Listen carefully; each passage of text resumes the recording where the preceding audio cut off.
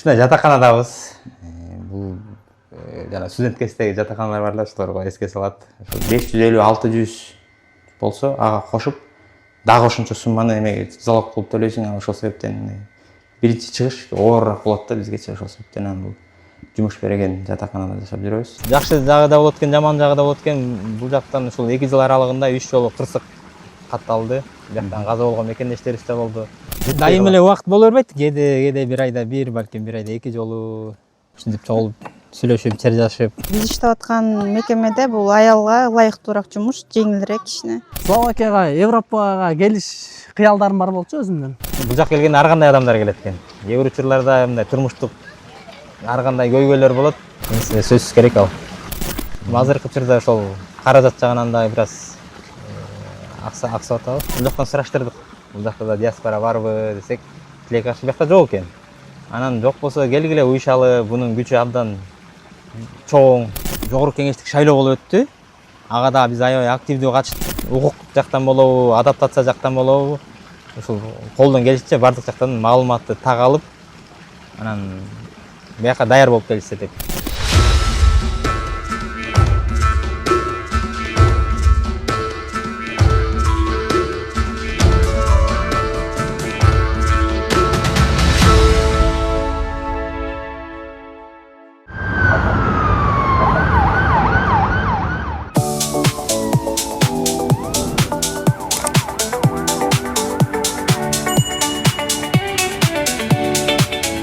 Чүй облусунун Москва районундагы Сыйдалы айылында туулган 34 жаштагы Алтынбек Курманалиев учурда Словакияда эмгектенип, мекендештердин башын бириктирүүгө салым кошуп келет. Ал миграция жолун Орусиядан баштап, кийин Словакияга келип, бул өлкөдө 2 жылдан ашуун убакыттан бери жашап, эмгектенип жатат.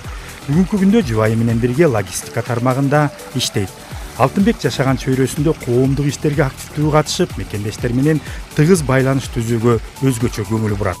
Кыргызстандыктарды бириктирип, бири-бирине колдоо көрсөтүүсүнө шарт түзүү максатында Словакияда кыргыз диаспорасынын негизделишине демилге көтөрүп, учурда анын жетекчиси болуп иш алып барууда.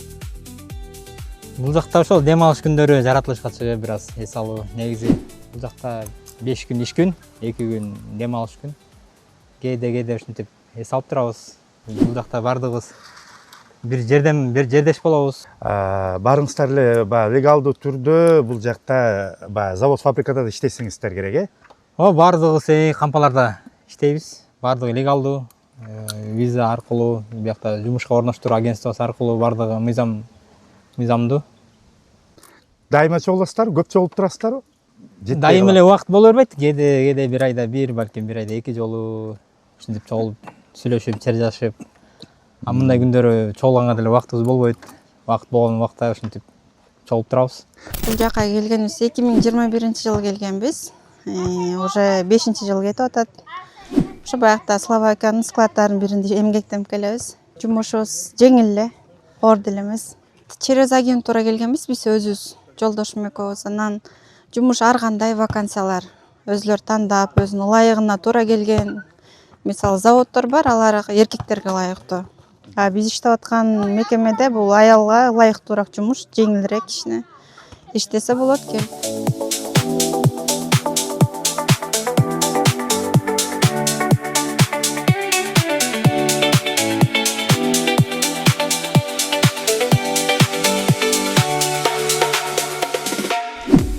Москва районунун Сыйдалы айылынан чыккан Нурбол Мустафаев мектепти ийгиликтүү аяктагандан кийин Екатеринбург шаарындагы Урал федералдык университетинин металлургия факультетинде билим алган. Учурда Нурбол бир нече айдан бери Словакияда эмгектенип, тажрыйбасын өркүндөтүп, чет өлкөдө эмгектенип жүргөн мекендештердин катарында.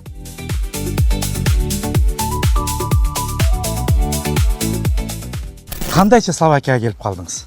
Словакияга, Европага келиш кыялдарым бар болчу өзүмдүн. Ошол максатта бияка эки коёнду бир атуу деген бар го, ошого байланыштуу. Иштеп, ошол иштеп аткан убакта, бош убактыларым болгондо чет мамлекеттерди кыдырып, ошол максаттарга жетүү. Жакшы. Биякта эмне иш кыласыз Словакияда? Мен бул Словакия мамлекетине Volkswagen заводуна монтажник жумушуна келгем. Бул жерде ошо жумушубуздун максаты бул жерде Audi бөлүгүндө, Volkswagen заводунун ошо Audi бөлүгүндө монтажник жумушун ишин. Оорбу жумуш? Жумуш кыскача айтканда бул жумуш ким кандай ишти алып кете алат ошого байланыштуу болот. Кээ бирөөнө жеңил болот, кээ бирөөнө оор болот, бирок баягы айтканда жумушту алып кете алган адамга жеңил болот, жумушту алып кете албаган адамга оор болот. Адамдын өзүнө байланыштуу.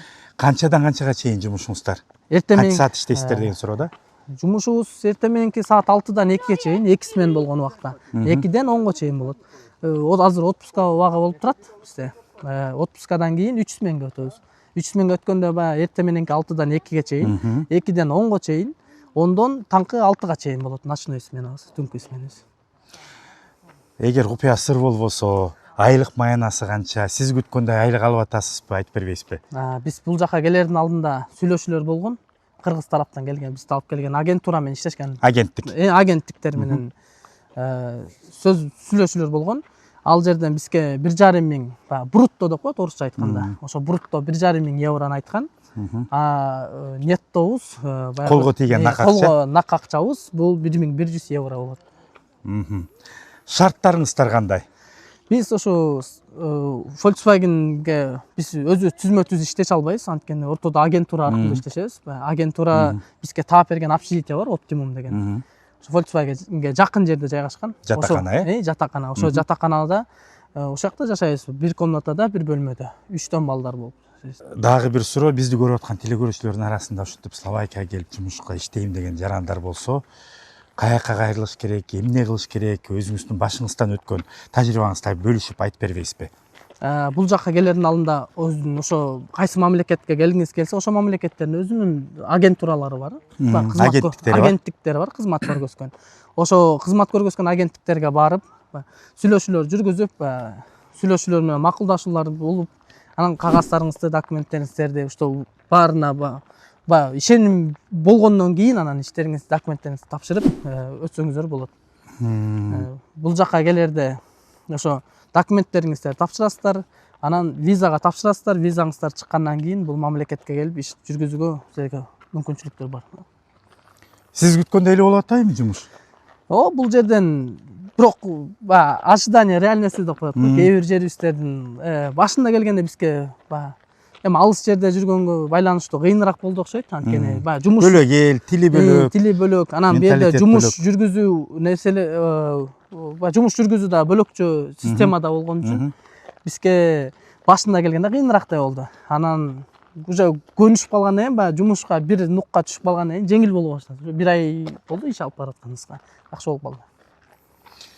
Демек, эгерде баягы Словакияга келип иштейм деген жарандар болсо, сөзсүз түрдө агенттиктерге кайрылып, келишимдерди так окуп чыгып, мыйзам чегинде келип иштөөгө шарттар бар экен десек болот экен да. Болот, Бул жерде Словакия мамлекетинде тынч мамлекет экен да, ошонусу бир жакты бизге. Саат 10дон кийин, кечки саат 10дон кийин тынч жашайт, уктап эс алууга мүмкүнчүлүк бар экен да жерде.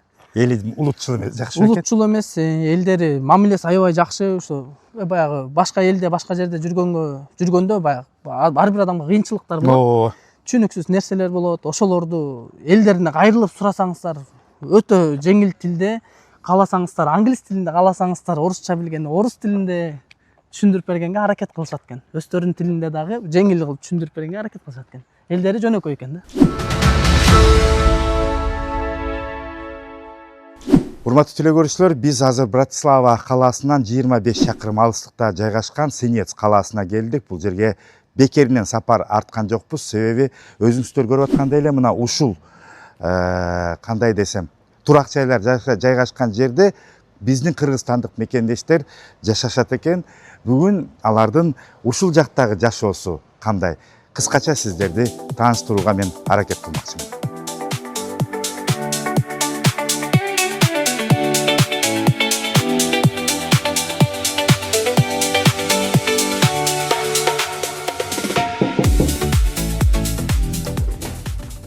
Келиңиздер, кандайсыз? Келиңиздер. Конокко келдик сиздикине. Келиңиздер. Баш көрүңүздөр. Ден соңуңуз жакшыбы? Ошо сиздин ошо жашаган жериңиз менен таанышсакпы дегенбизде, телекөрүүчүлөргө да кызык болуп атса керек. Келиңиздер, биз ушундай жатаканадабыз. бул жана студент кездеги жатаканалар бар да, ошолорго эске салат. Ошого жалпы бир бөлмөдөн турат ар бири. Анан тамак жасаган жерибиз өзүнчө. Жалпы да, бу жерде 5 комната болсо, 5 комнатага бир кухня. Ошондой эле душ, туалеттер дагы жалпы общий да. Айтсаңыз, канча кишиден жашаганга уруксат берилет? Бул жерде азыр негизи келинчегим экөөбүз. Бул жерде негизинен көпчүлүгү үй бүлөлүүлөр жашашат. Бул комната негизи өзү 3 кишиге эсептелген бөлмө экен, бирок бул жерге биз экөөбүз жашап атабыз да. Канча төлөйсүздөр эми ушул жерге? Бул жерге бизге негизи киши башына 200 евродон төлөнөт. Анан бирок бу жерге экөөбүзгө болгон үчүн 500 еврога экөөбүзгө берип атат да комнатаны. Кымбат эмеспи?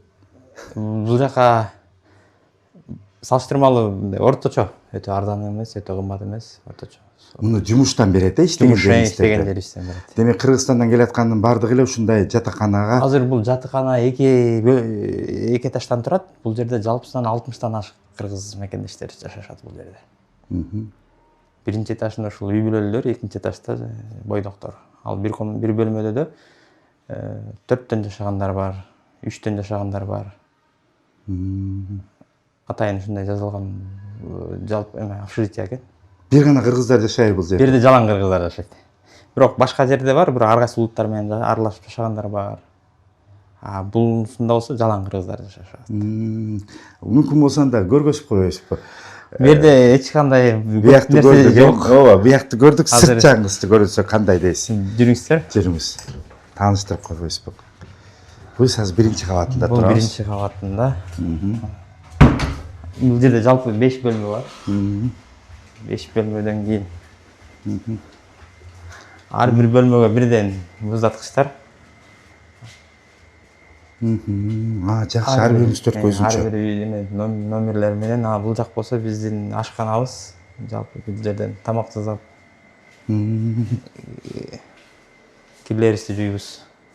Кир жуугуч машинаңар да бирөө эмес экен, экөө экен. Бардык керектүү шаймандарыбыз бар негизи. Шарттар. Микроволновкаңыздар бар экен. Шарт жакшы экен десек болот экен да. Жакшы эле. Бул жакта жуунуучу жайы, туалети, бирок аяқта да киши бар окшойт.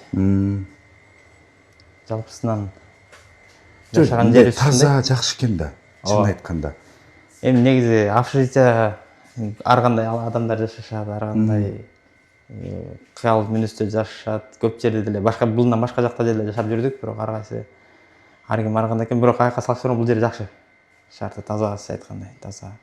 Негизи биз бул жашап аткан шаар бул туристтик шаар болуп эсептелет. Анан биякта квартирага чыгай десек, квартиралар андан кымбатыраак. Бирок алардын өзүнүн шарттары бар. Баштапкы төлөмү ошол мисалга бир бөлмөлүү квартиралар бул жакта ошо 550-600 болсо, ага кошуп дагы ошончо сумманы эмеге залог кылып төлөйсүң. Ошол себептен биринчи чыгыш оорураак болот да бизгечи. Ошол себептен бул жумуш берген жатаканада жашап жүрөбүз.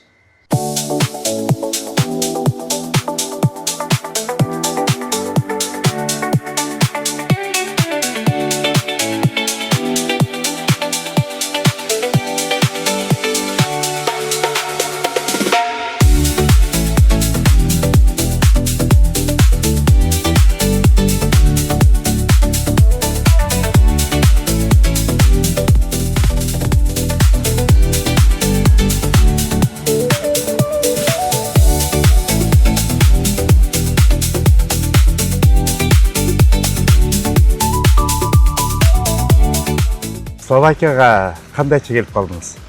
Негизи бул жака иним биринчи болуп келген. Анан ошондон маалымат алып, анын иштегенин көрүп, анан биз дагы ошо кызыгып, биз дагы ошо визага тапшырып, анан ошол агенттик аркылуу биз дагы бул жака келип калдык. Сиз бул жака келгениңизге аз жыл болуптур, бирок 2 жылдан ашыптыр дедиңиз. Ага карабастан ошо коомдук иштерге да активдүү катышып, учурда ошо Словакияда кыргыз диаспорасын жетектеп келет экенсиз. Аны түзүүгө эмне өбөлгө болду? Эмне үчүн ошо диаспорасын түзөйүн деп идея пайда болду? мүчөлөрү канча, ошо боюнча маалымат берсеңиз. Мен келген учурда буга чейин Россияда жүргөндө ушул жакта да коомдук иштерге аралашып, ушул жактан бир аз тажрыйба бар эле. Анан ошол жака аралашып кызыгып калгандан кийин анан бул жака келер менен эле бул жактан сураштырдык. Бул жакта да диаспора барбы десек, тилек каршы бияқта жок экен. Анан жок болсо келгиле уюшалы, бунун күчү абдан чоң, бизге аябай чоң жардам этет. Ал убакта кыргыздар аз санда болчу. 1,5 миң болсо керек. Анда мындай бири-бири менен аралашып, нерсе жок болчу. Бар ар ким келген тааныш билиштери менен ар кайсы шаарда, ар кайсы жерде жүрүшчү. Анан ошол сунушту киргизип 2024 башталды окшойт. Ушул иштерди аракет кылып уюшуп, ошол Мурас деп атын койдук. 4 комитет түздүк. Биринчиси ошол бияка келгени көпчүлүк жардам, ошол юридикалык жардамга аябай муктаж болот. Ошол консультациялык бөлүм кылып, ошол комитет бул жака келип, тажрыйбасы бар, мыйзамдар боюнча түшүнүктөрү бар, биздин эжелерибиз, байкелерибиз бар, ошолор ушул тармакта жардам көргөзүшөт. Бул биринчи комитет, экинчи комитетте бул жакта эми көпчүлүгү жаштар, баары бир болбой эле жаштарды спорт бириктирет экен. Ар кандай спорттук иш-чаралар болуп турат. Анан ошого ушундай иштерди уюштурууга спорттук комитетин түзгөнбүз. Жаштар жана спорт комитети кылып.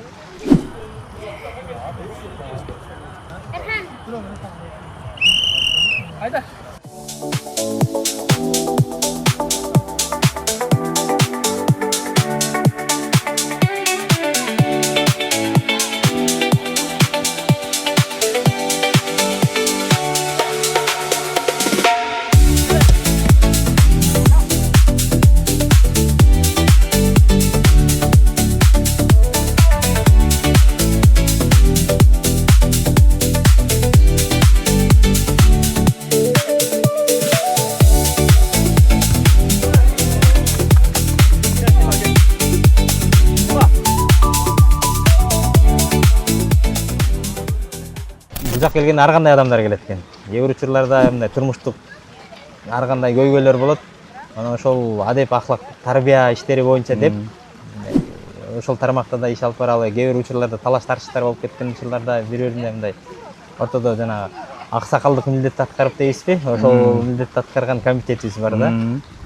Анан 4-чү комитет биякта эми маданий иш-чаралар да болуп турат. Ошолорду уюштурган уюштуруу комитети 4-чү комитет кылып, 4 комитет биригип, ошол диаспоранын ишин алып барышат да. Кандай иш-чараларды өткөргөнгө жетиштиңиздер? Аз болсо дагы убакыт. Ошол 2 жыл убакыт болду. Ошонун ичинде 3 жолу чоң майрам уюштурдук. Ал бул биздин эң чоң майрамыбыз. Бул жака жүргөндө эгемендүүлүк майрамы бар. 3 жолу ошондой эгемендүүлүк майрам 3-чү жолу өткөргөн турабыз. Мына бир айдан кийин болот. Андан тышкары майда спорттук иш-чаралар болот, кайрымдуулук иш-чаралар болот. Бул жака келгенде эми жакшы жагы да болот экен, жаман жагы да болот экен. Бул жактан ушул 2 жыл аралыгында 3 жолу кырсык катталды. Бияктан каза болгон мекендештерибиз да болду. Аларга ошол кайрымдуулук иштерин уюштуруп ушундай жардамдарды көргөзүп турат. Ошол негизи ынтымак ошол кыйын учурда билинет экен. Бул жакта ынтымагыбыз бар экенин ошондон сездик да. Ошол акча чогултуп жардам кылып, ошол каза болгон мекендештерибизди мекенге жеткирүүдө ошондой маселеде чоң жардамы тийип атат. Мисалы, саясий иштер боюнча дагы аткарган ишибиз бул жогорку кеңештик шайлоо болуп өттү. Ага да биз аябай активдүү катыштык. Буга чейин негизи элчиликтер деле болуп келсе, могу акыркы шайлоодо ушул диаспораларга да мүмкүнчүлүк берди. Словакияда болду, Чехияда болду. Бизде ошол биринчи жолу болду шайлоо. Ага дагы элибиз активдүү келип катышып кетти. Ошол жакшы көрсөткүчтөргө жетише алдык. Ошол 200дөн ашык мекендешибиз катышты. Ага чейинки жалпы ошол аймак боюнча 50-60 киши, 100гө чейин киши катыша турган болсо, мусундай бир эле Словакия боюнча 200дөн ашуун киши катышты да. Эми бул биринчи болгондуктан ойлойбуз, мындан кийинки көрсөткүчтөр мындан да активдүү келип катышып, өзүнүн жарандык милдетин аткарып, мындан кийинки шайлоолорго биздин мекендештер дагы активдүү катышат деп ойлойбуз. Курултайга сиз барганда мигранттардын кайсы көйгөйлөрүн көтөрүп, маселеди чыгардыңыз? Кыскача айтып койсоңуз. Негизи көйгөй, биринчи көйгөй бул жака келгенде бардыгыбыз жана жогоруда айттым го, мыйзам. Мыйзамдык талаада. биздин укугубузду биздик элчилик коргойт эмеспи. Анан бул Европа аймагында 4-төн 5 мамлекеттерди бириктирип бир элчилик бар. Биз аймак боюнча Австрия мамлекетинин Вена шаарындагы элчиликке карайбыз. Анан бул жактан ал жака барып кандай бир муктаждык болсо ошол жака барышыбыз керек да. Анан ошол себептен бул жака бир консулдук кеңсе, элчилик болбосо да консулдук кеңсе болсо бул жака биз иш кылганыбыз маселелерибизди чечкенге оңоюраак болсун деп биринчи ошол маселени сунуштап барганбыз. Андан кийинки маселеси ошол жана айтылгандай кырсык учурларда азыр өкмөт тараптагы бизди колдоп атпайбы? Ошол атайын ошол маркумдун сөөгүн жеткирүүдө ушундай атайын программа чыккан иштелип. Бирок тилекке каршы ошол Кыргызстанга барып, ошол жактан документтерди каттоодон өткөндөн кийин анан ошол компенсация дейсизби, ошону алышат экен. Ошону алдын ала берүүгө бияктагы жана өлгөндүгү тууралуу корутундун негизинде эле берүүнү, ошону тездетүүнү сунуштап, ошол экинчи сунушту ошону киргизгенбиз да. Үчүнчүсү биякта диаспорага тийиштүү негизи эле бардык эле диаспоралар бул маданият тармагында да чоң иштерди алып барат. Ошол жактан да коомдук уюм катары көп иштерди аткарасыздар чет мамлекетте, туура. Биздин көпчүлүгү маданият менен таанылат экен. Анан ошол себептен ушул министрлик тараптанбы колдоо болсо, бул жакта ушу материалдык жактан бизде бизге улутка тийиштүү нерселер менен камсыздык кылып бере алса деген сунуш менен кайрылганбыз да. Ошо негизги 3 маселени көтөрүп алып барганбыз. Өтө жакшы маселелерди көтөрүп чыгыптырсыздар.